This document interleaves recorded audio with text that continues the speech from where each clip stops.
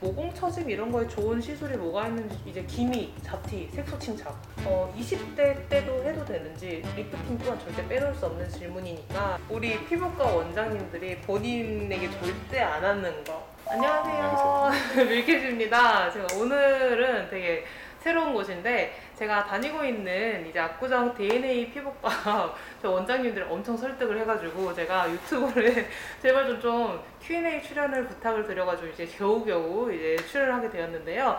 제가 여러분들한테 사전에 인스타그램에 질문을 조금 많이 드렸어요. 그래서 어떤 게 좀 궁금하는지, 어떤 걸 원하시는지 정보 같은 거를 좀 이제 해서 Q&A 시간을 가져보려고 하는데, 진짜 꿀팁이 많거든요. 그래서 여러분들 이 두 원장님의 꿀팁을 꼭 끝까지 영상 보셔서 가져가시길 바랄게요. 가장 많았던 질문이 모공이에요. 많은 분들이 모공을 진짜 많이 신경을 쓰시는데 저도 그랬거든요. 근데 이 모공에 대해서, 모공이 어떤 아이인지, 그리고 모공 처짐 이런 거에 좋은 시술이 뭐가 있는지 좀 추천 좀 부탁드릴게요. 좋은 자리에 나와서 이렇게 기회를 주셔서 오히려 저희가 감사하고요. 네.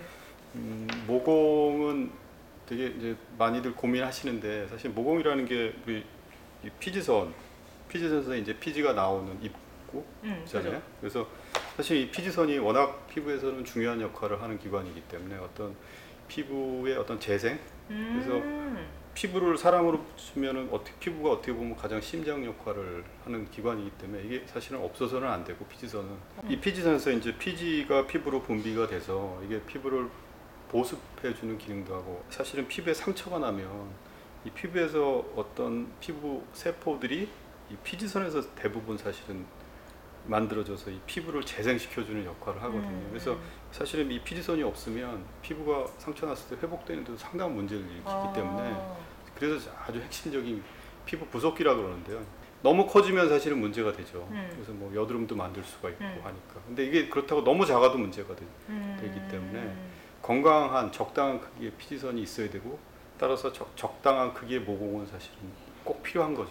모공을, 그래서 너무 우리 구독자분들이 스트레스를 안 받으면 좋겠는 게, 그냥 이것도 내 몸이고 사랑해야 될 거라고 생각을 해야 되지, 막 너무 이거를 죽이려고는 안 하셨으면 좋겠어요. 이게 있어야 돼요, 우리가 살려면. 맞아요.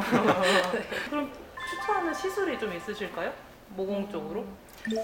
모공을 이제 아까 원장님 말씀하셨듯이 모공이 필요하긴 하지만 좀 이제 과하게 피지가 증식되어 있거나 아니면은 피지가 양이 너무 많을 때, 그럴 때는 좀 여드름이 난다거나 아니면 모공이 너무 벌어져 보이고 블랙헤드가 보이고 이럴 수 있으니까, 맞아요. 이제 그럴 때는 피지를 좀 줄여주는 방향의 그런 치료들을 할 수가 있을 것이고요. 또 연세가 드시면서 피지가 줄어들면 그것만 줄어드는 게 아니라 콜라겐도 줄어들고 주변 탄력 섬유 뭐 이런 것들이 다 줄어들면서, 이게 구멍이다 보니까 점점 옆이 이렇게 조여주던 게 점점 이렇게 느슨해지면서 그쵸. 생기는 그 그죠. 모공 벌어짐, 네. 그거는 이제 피지를 줄이는 게 아니라 콜라겐을 조금 증식시켜주는 그런 콜라겐 재생, 그런 쪽의 레이저들을 하게 되는 걸 추천드립니다. 모공을 줄이게 되면 기본적인 리프팅 효과가 같이 나타날 수밖에 없거든요. 그래서 이런 치료들을 이제 뭐 E2나 프랙토라라는 그런 치료들을 하기도 하고, 편하게 하는 치료 중에서는 뭐 레이저 레벨라이트 토닝이나 아니면 제네시스, 요즘에는 피코라는 레이저를 이용해서 피코 토닝 같은 경우에 이제 피부에 레이저가 들어가서 이 콜라겐을 자극시켜 주는 거거든요. 그러니까 어떤 상처나 딱지 없이 좀 편하게 할 수 있는 그런 피코 토닝 같은 경우에도 모공이라든지 사실은 흉터까지도. 근데 보통 일반 분들이 보면은 모공이라 그러시는데 저희가 보기엔 사실 여드름 흉터인 경우도 많거든요. 그래서 사실 그런 치료들이 이제 요즘에 많이 되게 인기 있는 치료라고 보시면 될 것 같아요. 이제 사람 피부에 따라서 너무 케이스 바이 케이스로 되어 있으니까 여러분들이 그냥 집에서 내 피부 대충 얇은 것 같아 이렇게 하지 마시고, 피부과 가셔가지고 내 피부가 피지가 선이 많은지 얇은지 두꺼운지 알면서 적당한 시술을 좀 선택을 하는 게 되게 좋다고 저도 이제 알려주셔가지고 이걸 좀 꼭 알려드릴게요. 그럼 다음이 이제 아무래도 모공 하면은 우리 떠오르는 게 여드름이잖아요. 이 여드름은 어떻게, 왜 생기는지, 정말 어렸을 때 있던 게 나이 들면 없어지는지, 그리고 추천하는 혹시 시술이 또 뭔지 궁금합니다. 이런 거. 일단 여드름 원인은 크게는 4가지 정도로 제일 어. 저희가 정리를 하고 있어요. 네. 아까 모공을 보셨다시피 모공에서 피지선이 있잖아요. 그러니까 피지샘이 많이 증식되거나 이제 피지 분비가 늘어나면서 피지 양이 늘어나는 게 한 가지 원인이고 그 모공 끝부분이 이제 막히지 않고 잘 피지가 배출되면 그런 애들이 안에 막히거나 하지 않는데 그 모공 끝에 각질이 덮이면서 그런 각질이 덮이면서 이제 그 화이트헤드라고 하죠. 그죠. 그런 좁쌀 여드름처럼 맞아요. 그런 친구들이 나타나는 경우, 그리고 이제 여드름균도 실제로 있어서 여드름균도 이제 원인 중에 하나가 오. 되고요. 그리고 이런 것들이 다 모여서 염증을 일으키는 그 4가지를 그러니까 정리하자면 피지, 그리고 각질, 그리고 그 다음에 여드름균, 염증, 이 4가지가 여드름의 가장 원인으로 딱 정리가 되어 있습니다. 그래서 그런 원인들에 따라서 좀 그런 것들을 줄여주면 여드름을 좀 감소시킬 수 있겠죠. 그래서 뭐 피지 분비를 줄이는 게 가장 좀 직접적인 여드름 치료 중에 하나가 될 수 있는데 뭐 피지 억제제를 사용하실 수도 있지만 일단 치료 중에서는 저희가 아그네스라고 해서 피지선을 직접 공격하는 것들이 있어요. 전기 자극을 이용해서 그래서 아그네스 레이저를 한다던가 또 골드 PTT라고 해서 또 피지샘을 좀 줄여주는 그런 방법들을 많이 치료를 사용하고 있습니다. 결과물이 다 똑같다고 원인이 다 똑같은 건 아닌 그쵸, 경우가 그쵸. 많거든요. 원장님 말씀하신 것처럼 피지 분비가 많아서 생기는 지성 타입의 여드름도 있지만 그쵸. 사실은 아토피처럼 피부가 건조한 사람들한테도 보면 여드름이 많이 생기거든요. 맞아요. 이런 분들은 피부의 입구가 진짜 각질이 많아지기 때문에 이 2가지 타입의 여드름은 결과는 같지만 치료 방법이라든지 접근 방법이 틀려야 돼요. 이게 간혹 보시면 너무 이 건조해서 생기는 여드름인데도 불구하고 지성 타입의 관리법으로 뭐 아침에 폼 클렌징 하시고 뭐 각질 제거하시고 오히려 사실은 더 악화시키거든요. 그래서 더 악화돼서 오셨겠구나, 더 심하게. 본인한테 맞는 방법의 그런 치료를. 그렇죠. 근데 제가 너무 공감하는 게 저도 유튜브에서 막 그 뭐지? 7번 작가를 했는데 그거를 했다고 너무 맞아요. 그걸 7번 저 너무 아픈 거예요. 그래서 네. 절대 안 했거든요. 근데 그게 맞는 사람도 너무 잘 만다니까 역시 또 케바키니까 여러분 전문의를 찾아가십시오. 또 질문이 많았던 게 이제 기미, 잡티, 색소 침착 요거에 대한 질문이 진짜 많았는데 가는 피부과마다 어떤 분은 하지 말라고 했다. 그리고 여름에 토닝을 받아도 되냐? 자외선이 이제 많을 때, 그리고 토닝을 많이 받으면 피부가 얇아지냐? 이런 카더라는 저도 들어봤거든요. 근데 이런 게 진짜인지. 일단은 여드름 흉터에 대한 혹시 추천할 만한 시술이나 이런 게 있을까요? 여드름 흉터도 결국에는 저희가 염증이 생기면서 그 주변 콜라겐이나 피부 연부 조직이라고 하는데 그런 애들이 손상이 돼서 위축성 흉터가 모공처럼 보이는 경우가 많거든요. 그러니까 약간 파여 있는 거죠, 쉽게 얘기하면. 맞아요. 이제 그래서 그런 부분들을 결국 살리려면 걔네한테 자극을 줘서 콜라겐을 재생시켜야만 하거든요. 그래서 아까 그 모공에서도 콜라겐 재생시켜야 된다 말씀드렸던 것처럼 어느 정도 일맥상통하는 부분이 있어요. 그래서 말씀하셨던 프락셀, 그리고 이제 뭐 고주파라던가 이투, 뭐 프렉토라 이런 친구들 많이 사용하고요. 그리고 아까 원장님께서 잠깐 말씀하셨듯이 피코 레이저 같은 경우에도 그 겉에 많이 상처를 안 주면서 속으로 그런 콜라겐 재생하는 효과가 있어서 그런 것도 흉터에 좀 사용하고 있습니다. 기미잡티는 이제 또 레이저 토닝이라고 제일 유명하잖아요. 여름에도 되는지 일단 그것부터 좀 궁금하거든요. 토닝의 기본은 사실은 딱지가 생기지 않을 정도의 레이저를 쏴서 우리 피부 밑에 있는 멜라닌 색소들을 깨주는 역할을 하는 거니까 딱지가 생기지 않기 때문에 기본적으로 이게 치료를 한 후에 햇볕을 영향을 안 받지는 않는데 흔히 우리가 이렇게 레이저를 해서 딱지가 점 빼듯이 깎아낸 다음에 받는 그런 그 햇볕에 의한 영향보다는 토닝을 했을 때는 사실 그 정도로 받지는 않거든요. 그래서 사실은 기미나 이런 색소 질환들이 제일 심해지는 시기가 사실은 여름이기 때문에 그죠. 색소가 많이 생겼을 때 사실은 토닝을 통해서 좀 색깔을 줄여주는 게 사실은 되게 많이 도움이 되거든요. 그래서 사실은 저는 좀 추천을 하는 편이에요. 여름에도? 토닝을 해도 된다. 꼭 겨울에만 치료해야 되는 치료는 아니라고 저는 생각하고요. 물론 이게 의사마다 치료 방침이나 이런 건 조금씩 틀릴 수는 있겠죠. 근데 이제 일부러 토닝을 하시고 나가서 햇볕에 태우신다 그러면 안 되겠죠. 그렇지는 않는데 이제 프락셀이라든지 레이저 박피를 한다든지 그런 거 실제로 피부가 얇아지고 그런 치료들은 피부가 얇아지고 손상을 줄 수 있지만 이 기본적으로 토닝이라는 치료는 정확히 얘기하면 피부에 멜라닌도 자극을 시켜주지만 피부 밑에 콜라겐도 자극을 시키거든요. 그래서 콜라겐을 만들어주는 역할을 하기 때문에 실제로 피부가 얇아지진 않습니다. 오히려 좀 튼튼해지고 탄력도 더 많이 생기고요. 그러니까 우리가 이런 토닝을 하면 기본적으로 화이트닝도 되지만 모공도 줄고 기본적인 약간의 리프팅 기능, 특히 피코 같은 레이저들은 리프팅 기능이 상당히 있거든요. 그래서 그런 피부가 단단해지고 튼튼해지는 역할을 하는 거지 절대로 약해지진 않아요. 근데 이걸 무리하게 뭐 일주일에 뭐 두세 번씩 쏜다든지 그러면은 약해지겠죠. 그쵸, 피부가. 그쵸. 근데 적당하게 피부가 회복되는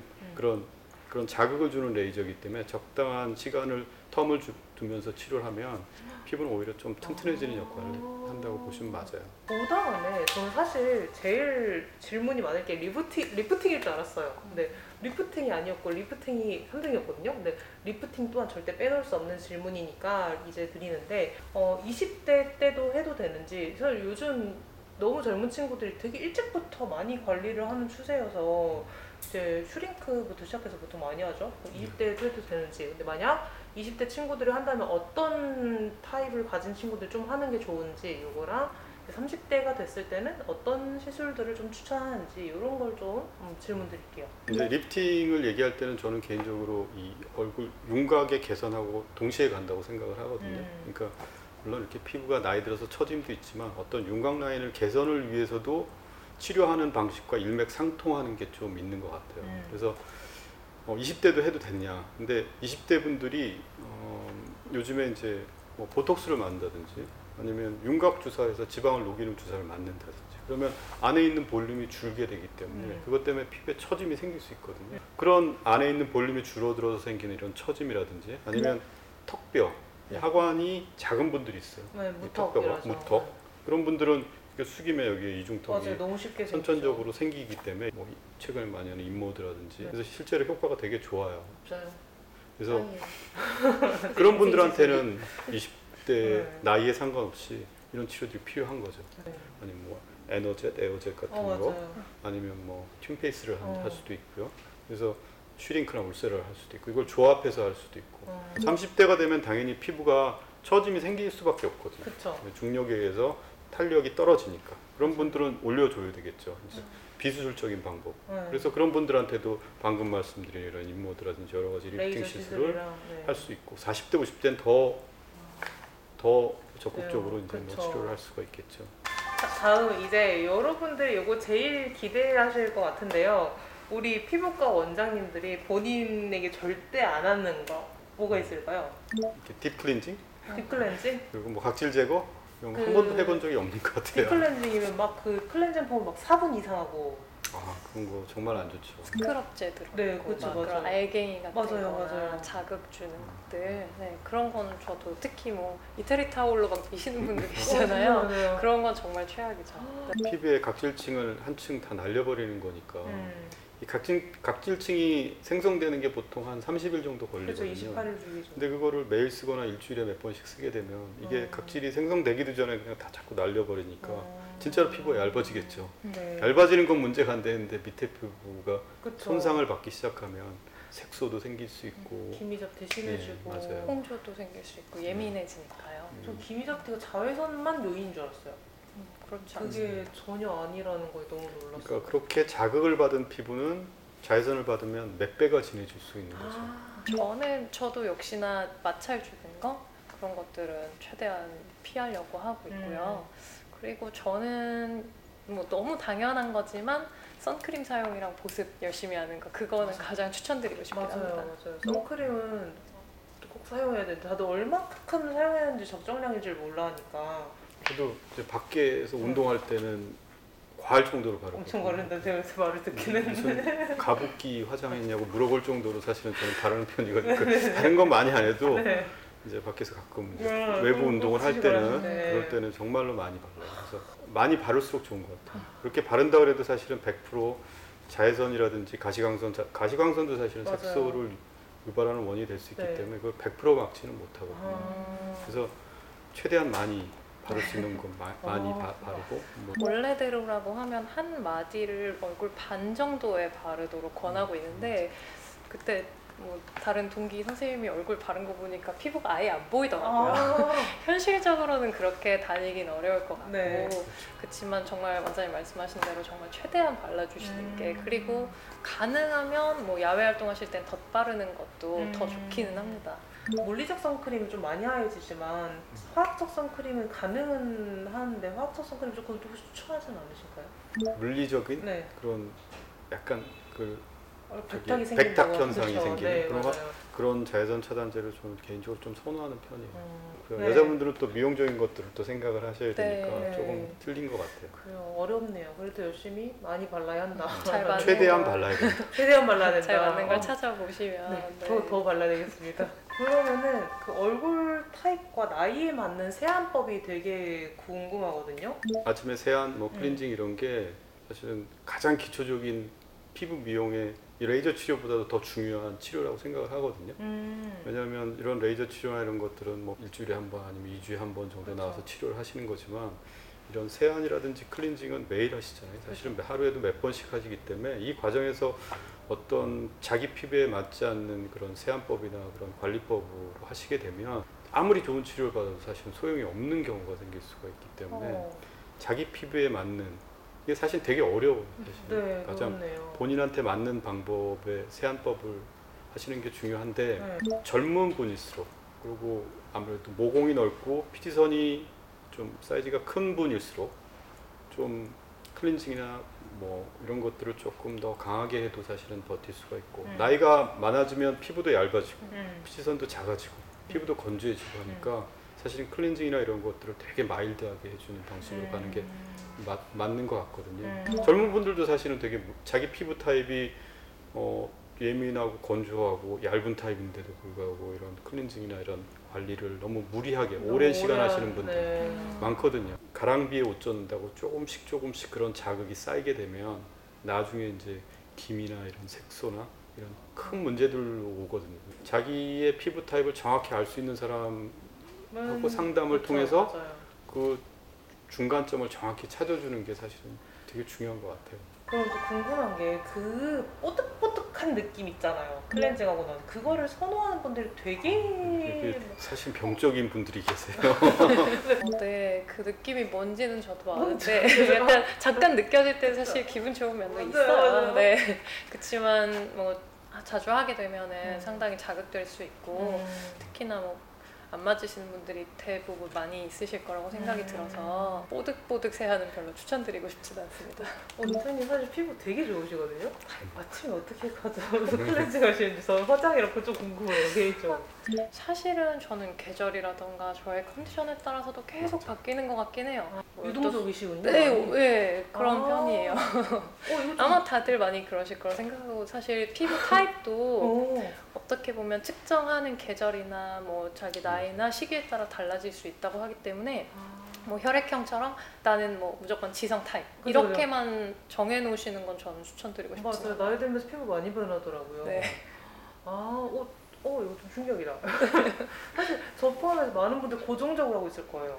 그렇죠. 저도 네. 뭐 어느 정도는 그렇죠. 유지를 하는데 그래도 특히 또 바뀔 여자분들은 수 또 있죠. 호르몬 변화에 네. 따라서 많이 바뀌기 맞아요. 때문에 그렇죠. 그럼 뭐 이제 배란이라 이럴 때도 예, 아까 조심해야 여성 되고. 호르몬 뭐 이런 거 말씀 주셨는데 대부분 또 생리 전후나 이럴 때는 좀 맞아요. 더 트러블 많이 올라오시고 그 호르몬 맞아요. 변화가 영향이 많이 있거든요. 하나만 더 여쭤도 될까요? 다크서클이 심하신 분들이 있는데 이게 저도 이거 좀 궁금해요. 시술로 해결이 되는지. 이렇게 정맥이 눈 밑에 이렇게 비쳐 보이는 우려된다고 그러죠. 아. 피곤하면 혈액이 이제 자꾸 가서 정맥 가서 고이게 되면 이게 어두워지는 게 있고 아니면 이제 아토피라든지 이런 게 있으면 자꾸 맞아요. 눈을 비비는 분들이 있거든요. 침착이 돼서. 네, 그럼 여기 색소가 침착이 돼서 생기는 원인 두 번째. 그리고 세 번째는 여기가 이렇게 실제로 꺼져서 이렇게 어두워 보이는 맞아요, 분들. 맞아요. 크게 세 가지예요.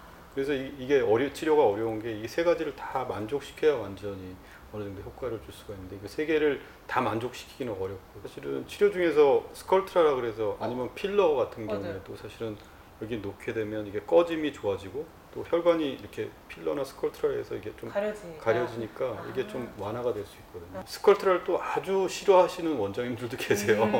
근데 이제 시술을 적당히 잘 해주면 사실은 특히 눈 밑 다크서클 같은 경우는 효과가 그래도 상당히 좋은 시술이기 때문에 저는 개인적으로 이제 다크서클이 있는 경우에 스컬트라 같은 시술을 많이 권해드리는 편이에요. 우리 구독자분들이 조금 많이 도움이 되었으면 좋겠어요. 저도 사실 이걸 진행을 하면서 배우게 된 게 너무 많았고 우리 피지선이나 모공에 대한 그런 환기도 많이 되었기 때문에 여러분들이 전 개인적으로 유행을 너무 따라가지 마시고 여러분들이 전문의 분들 이제 찾아가셔가지고 내 피부부터 파악을 하고 그 다음에 이제 내 금액도 사실 문제가 될 거예요. 자기 수중이 얼마나 있는지 여러 가지 상황에 맞게 관리를 적절하게 너무 과하지 않게 홈케어도 그렇대요. 적절하게 하는 게 좋다 하셨잖아요. 맞아요. 적절하게 하시면 좋을 것 같아요. 뭐든. 네, 오늘 이렇게 나와주신 우리 선생님들께 감사 인사를 드리면서 감사합니다. 네, 감사합니다. 아유, 그럼 우리 나중에 보고 구독도 잊지 마시고 그러면은 다음에 뵙겠습니다. 감사합니다. 감사합니다.